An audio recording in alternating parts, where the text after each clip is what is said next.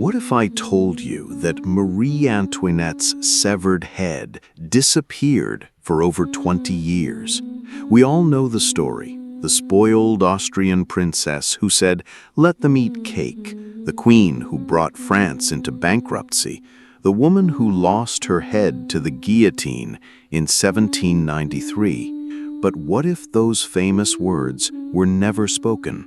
What if the real Marie Antoinette was nothing like the monster history painted her to be? Hidden beneath the revolutionary propaganda lies a different woman, a terrified mother whose hair turned white overnight, a prisoner who apologized to her executioner even as he prepared to kill her, a queen whose head began a journey that would shock even those who watched her die. The same head that once wore the crown of France would later cause grown men to faint when they finally found it again. So if you thought Marie Antoinette was nothing more than a heartless queen, let's reopen the truth behind her story, because the truth about what happened to her head is far more haunting than the revolution ever intended. If you enjoy uncovering hidden stories like this, don't forget to like and subscribe so more history lovers can discover them too. Imagine being 14 and dropped into the most glittering palace in Europe. That was Maria Antonia of Austria in 1770, stepping into Versailles for the first time. History remembers her as Marie Antoinette. She wasn't the flawless beauty painted on canvas, barely 5 feet tall, pale, with a Habsburg jaw that made her lip jut forward. She looked more like a nervous girl than a queen-to-be. She fidgeted constantly with her hands, her blue eyes soft and uncertain rather than commanding. But fashion gave her power. Her hair became her crown. Sculpted by her hairdresser, Leonard, the poof style soared 3 feet high, decorated with ships, gardens, even bird cages. Absurd? Maybe. But in the court of France, magnificence was survival. If she appeared too plain, she would be seen as unworthy of her throne. What people didn't see was the homesick teenager behind the powder. In private letters, she begged her mother for comfort, missing Austrian food and the ease of speaking German. Versailles was dazzling but suffocating, a palace where every gesture was judged. At 19, she became Queen of France. Unlike most girls her age, she now oversaw a court of 10,000 people. She escaped the crushing formality of Versailles by gambling late into the night, dancing and commissioning dresses in endless colors.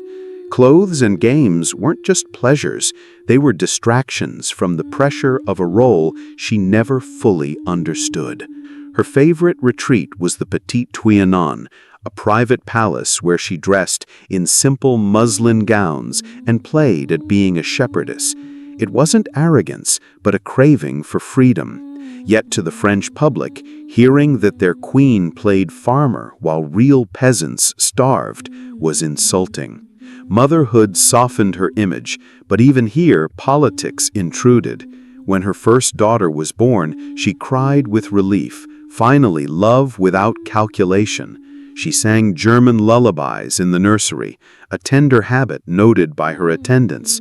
But pamphlets spread in Paris mocked her as Madame d'Officie, claiming she squandered money on gowns and jewels instead of helping her people. The truth lay in the tension between both pictures. To those close to her, she was kind, laughing easily, even handing out candy to servants. To the wider world, she seemed extravagant, careless, and out of touch.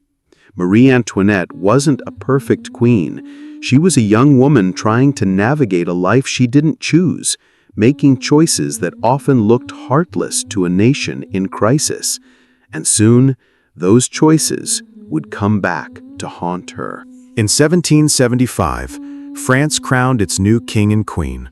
Louis XVI took his throne in Reims Cathedral with the weight of centuries pressing down. At his side stood Marie Antoinette, now 20, dressed in shimmering white with her towering hair crowned by jewels. She looked magnificent, but if you watched closely, you saw her eyes darting nervously. Beneath the layers of silk, she was still the awkward Austrian girl who never quite felt at home.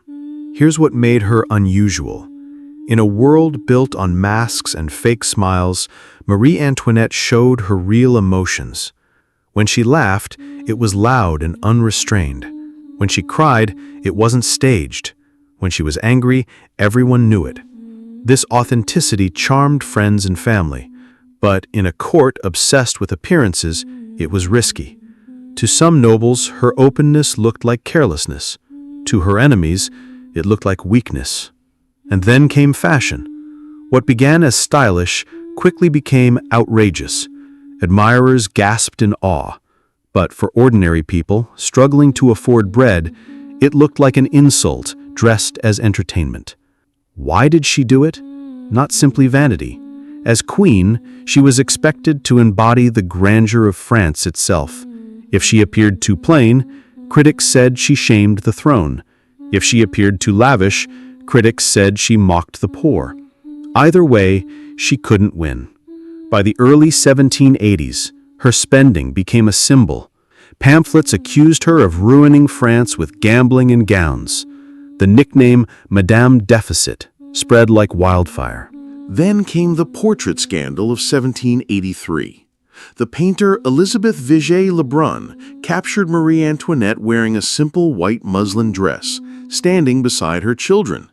To us, it looks modest, even tender. But to the public, the queen looked like a milkmaid, not a monarch. The painting was pulled from public view after outrage exploded. When the artist repainted her in jewels and velvet, the damage was already done. This was the turning point. Marie Antoinette realized that no matter what she did, France would hate her. Too simple, she was insulting. Too extravagant, she was selfish. She was trapped in a game she could never win. The stress left its mark. Gray streaks began to thread through her golden hair. Friends noticed her hands sometimes shook.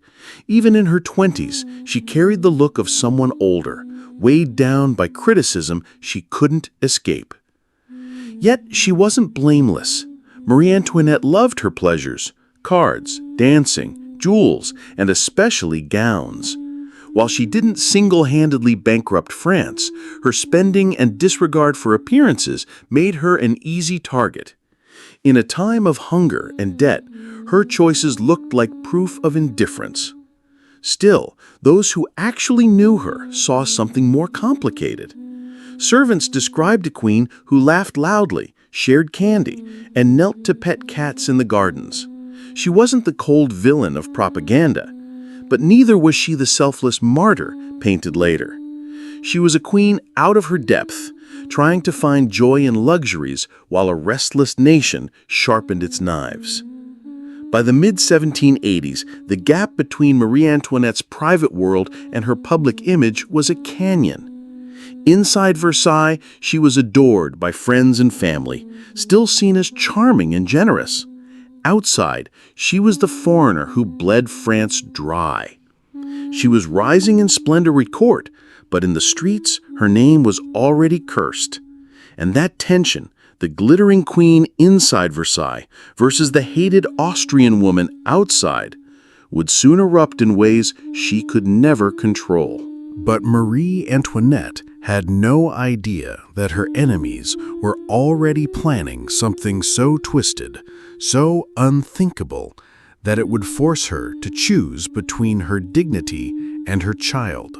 The worst humiliation was still coming. Here's where everything went catastrophically wrong for Marie Antoinette. 1785 brought the diamond necklace affair, a scandal that would destroy her reputation forever. A con artist named Jeannette de la Motte convinced a gullible cardinal that Marie Antoinette wanted to secretly purchase an extravagant diamond necklace worth 1.6 million livres. The cardinal fell for the scheme, the necklace vanished, and when the fraud unraveled, guess who the public blamed? Marie Antoinette had nothing to do with it. She'd never even wanted the necklace. But try explaining that to angry French citizens already convinced their queen was bankrupting the nation. Her response made everything worse. Instead of groveling or playing the victim, she reacted with genuine indignation. The public expected humble apologies for something she didn't do. Instead, she held her head high and essentially declared her innocence without compromise. Politically disastrous.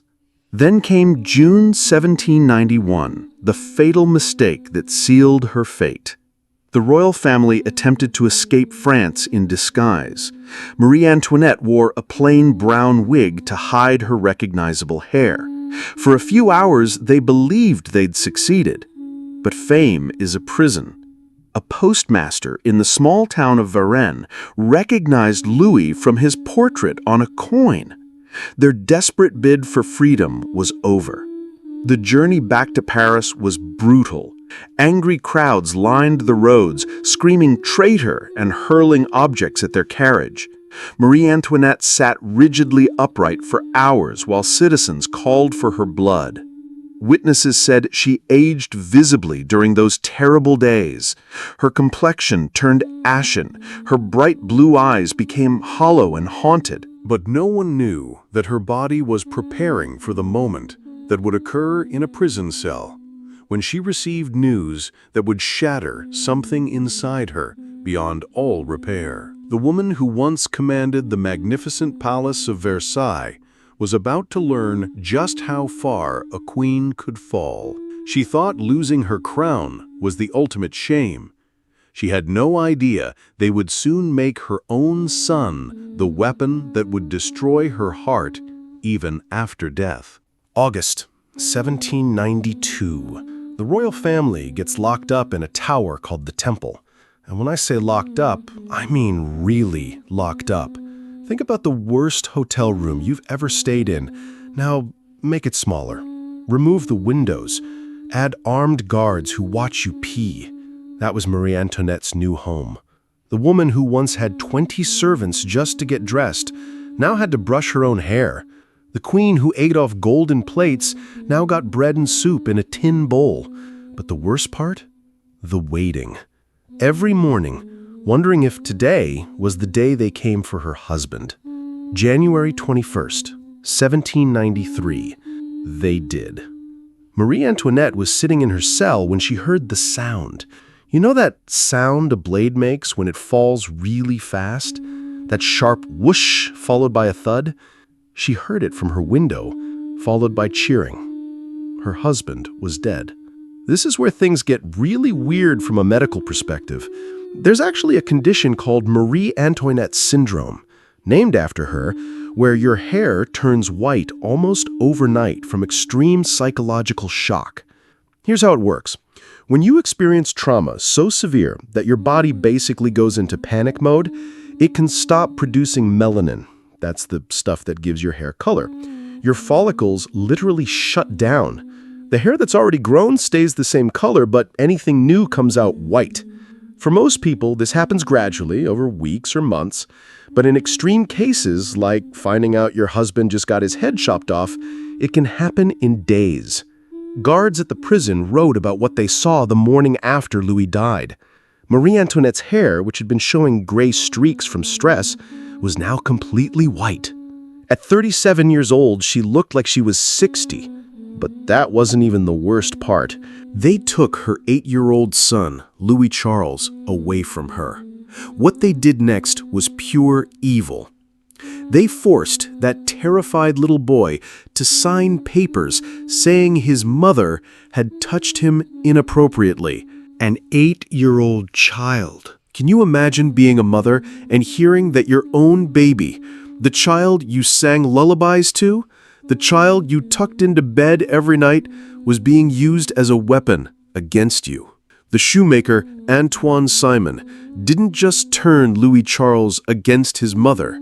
He coached him to say things that would make any mother's heart break into pieces.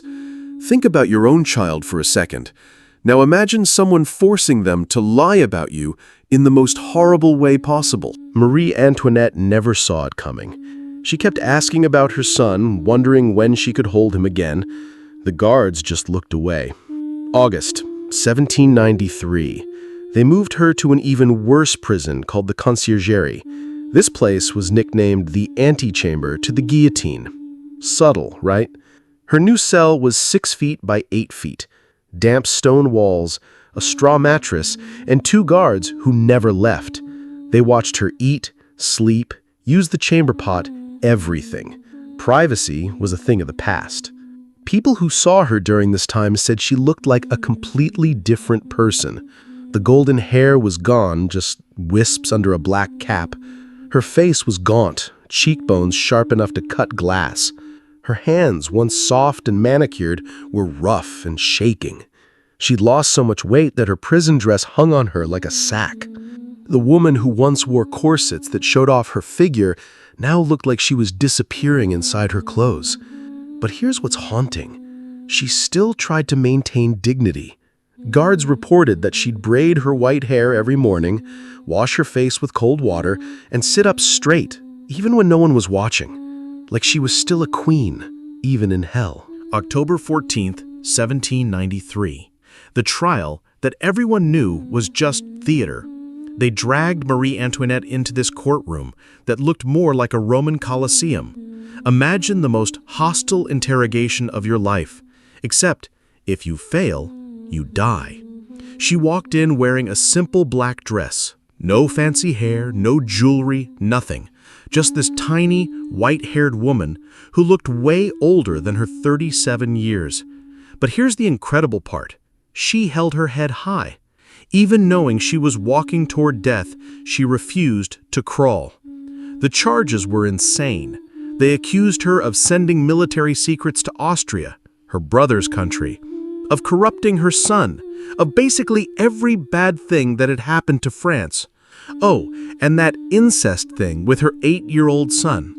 When they brought up the incest charge, claiming she had molested her own 8-year-old son, something incredible happened. This wasn't just another false accusation. This was about her baby. The child she had carried for 9 months, nursed when he was sick, protected from nightmares.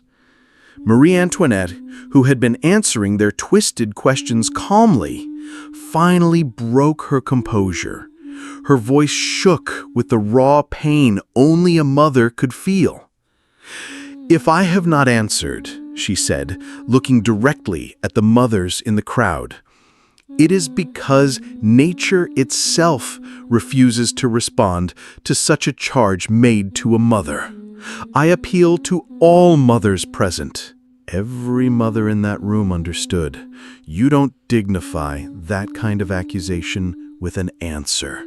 You don't explain why you would never hurt your own child. It's so absurd, so cruel, that even speaking about it feels like giving it power it doesn't deserve. Dead silence.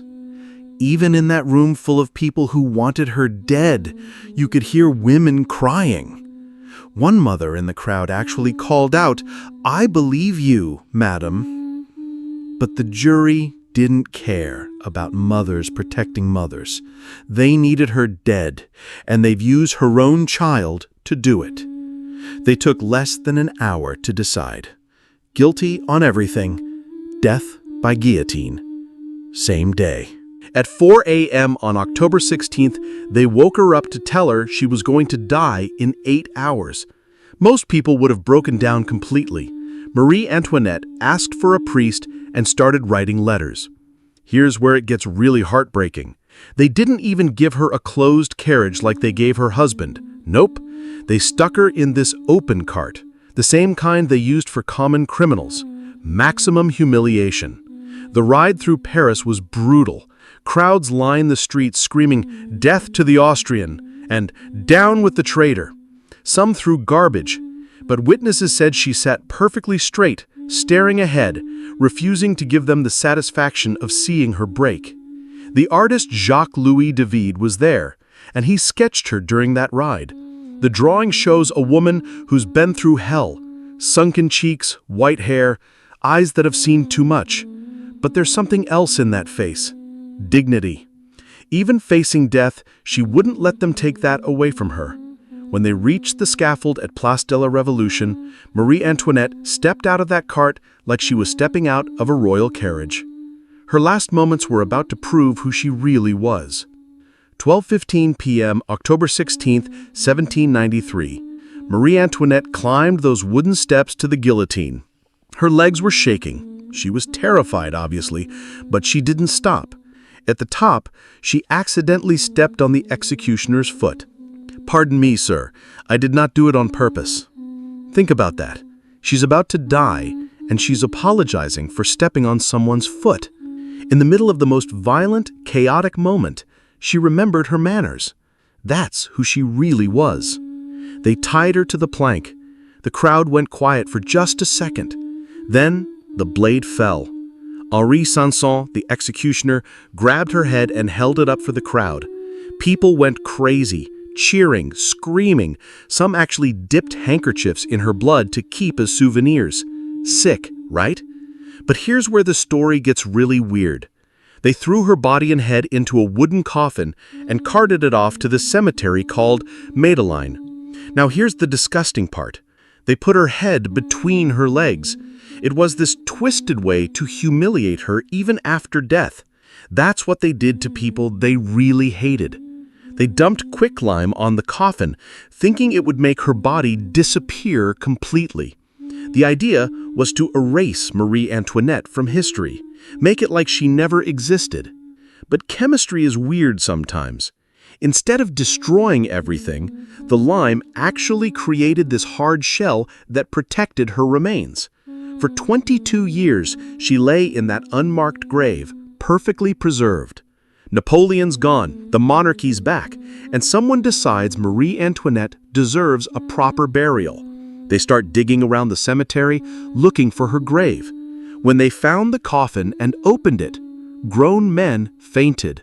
Her head was still there, white hair still clinging to the skull. Her bones were intact. Even pieces of her prison stockings were still there.